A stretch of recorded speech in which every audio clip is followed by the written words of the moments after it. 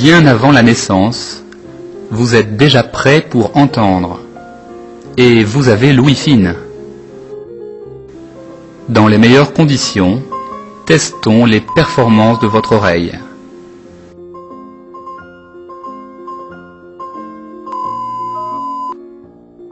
Vous répondez au moindre décibel. Votre courbe auditive est parfaite. Décortiquons la mécanique de l'audition. L'onde sonore percute le tympan et fait vibrer la chaîne des osselets.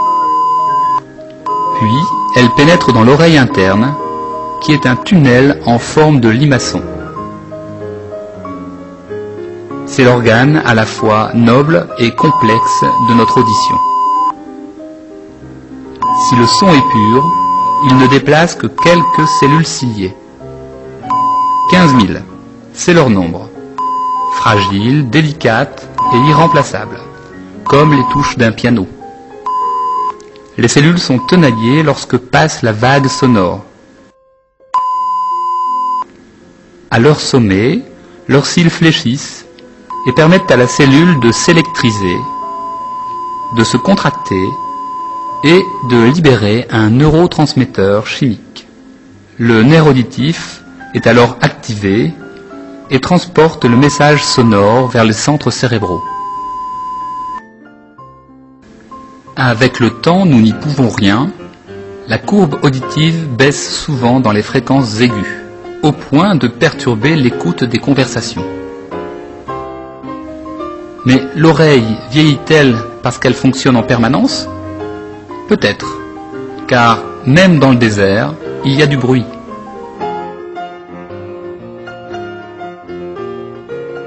Que dire du cœur d'une forêt calme, où le sonomètre indique déjà 25 décibels.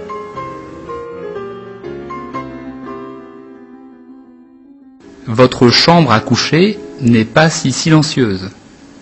Et le sommeil n'empêche pas l'oreille de travailler. Elle n'a pas de paupières. Une rue calme n'est pas si calme. Mais l'endroit où nous vivons en majorité, c'est la ville. Nous la subissons.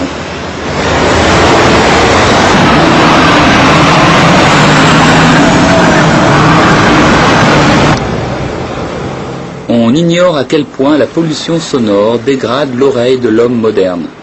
Réponse dans quelques siècles. En attendant, il nous faut s'adapter, tout comme à certaines conditions de travail. Le risque auditif est bien connu dans les milieux professionnels. Il existe dès 85 décibels. Si le bruit n'est pas constant, nous risquons juste d'avoir mal à la tête, ou d'être fatigué, ou irritable en fin de journée, et il y a parfois de quoi. Très vite, vous dépassez les 85, 90, 100 décibels ou même plus de bruit dans votre environnement. Des modifications apparaissent dans l'oreille interne.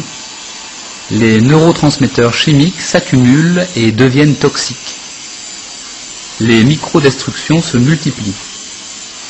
Le résultat est que vos oreilles bourdonnent et la courbe audiométrique présente un trou dont vous n'avez pas conscience. Avec de la chance, tout se normalise en moins de 3 semaines.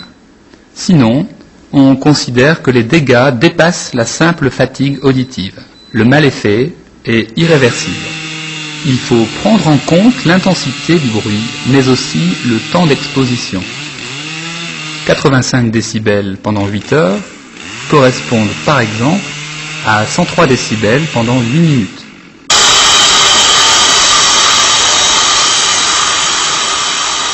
Dans ces conditions, et après quelques années, les lésions seront les mêmes. Les cellules sont moins actives et les cils perdent de leur souplesse.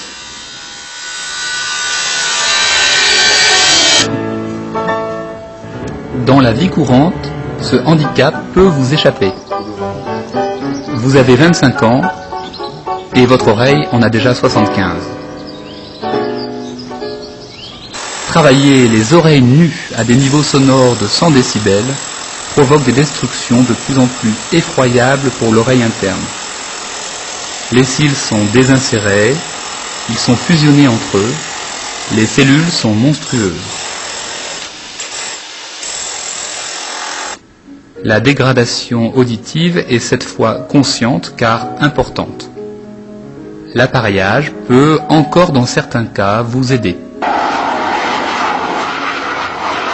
Au-delà des 120 décibels, le son devient douleur, sauf s'il n'a pas le temps de faire mal. Des impulsions sonores à 140 décibels sont supportables, car elles ne durent qu'1 ou 2 dixièmes de seconde. Ces traumatismes détruisent les cellules ciliées, expliquant d'une part les sifflements et d'autre part la dégradation de l'audition.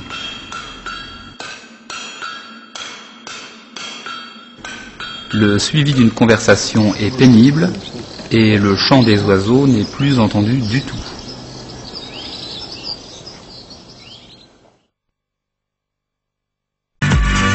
Si nous ne pouvons éviter le travail, sachons au moins que certains loisirs provoquent les mêmes effets.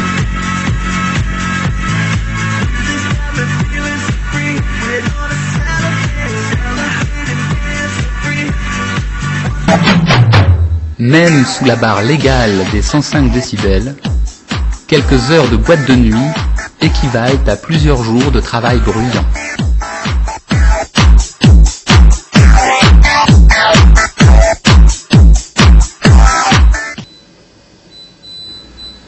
Votre oreille peut avoir la chance de se réparer, mais peut être endommagée de façon plus ou moins sérieuse.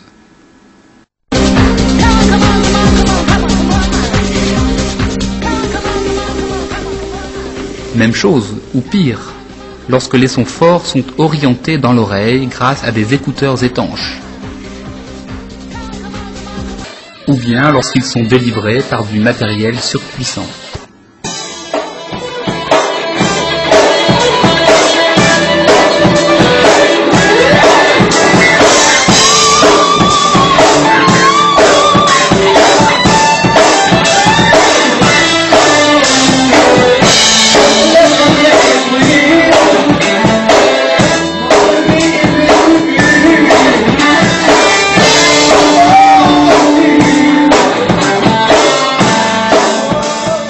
L'homme, et pas seulement le musicien, trouve un certain plaisir dans le bruit.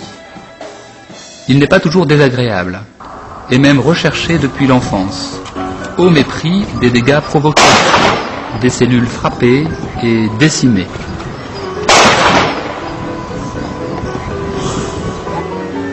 Vous connaissez tous dans votre entourage des chasseurs dont les oreilles sifflent et qui se promettent quelques difficultés auditives pour leur retraite.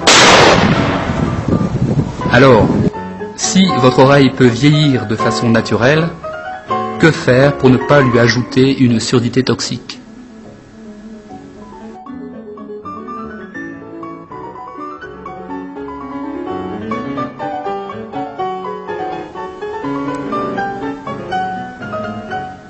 L'homme du désert a trouvé la parade vestimentaire contre le soleil. Contre le bruit, l'homme moderne s'est éloigné des machines lorsqu'il a pu le faire. Il les a robotisées, automatisées.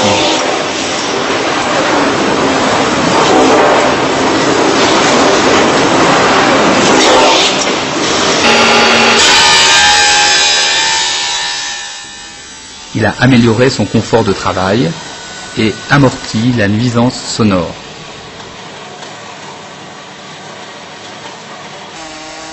Aujourd'hui, le réflexe de protection auditive est presque acquis, car il est mieux compris dans les milieux professionnels.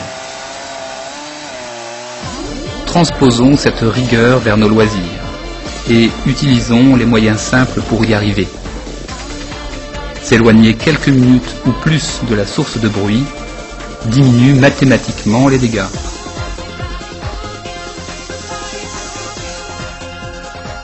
C'est la même chose pour l'enfant jouant ou assoupi à proximité d'une enceinte.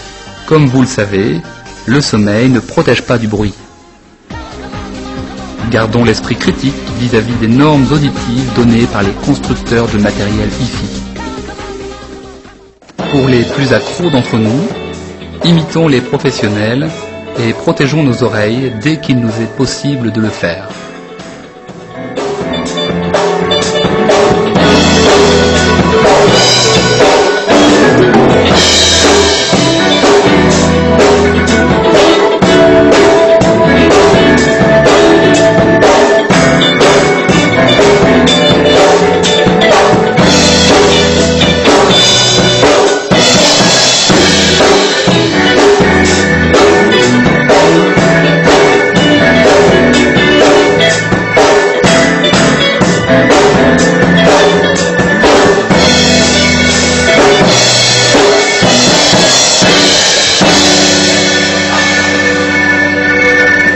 Alors, les bouchons, ça a été?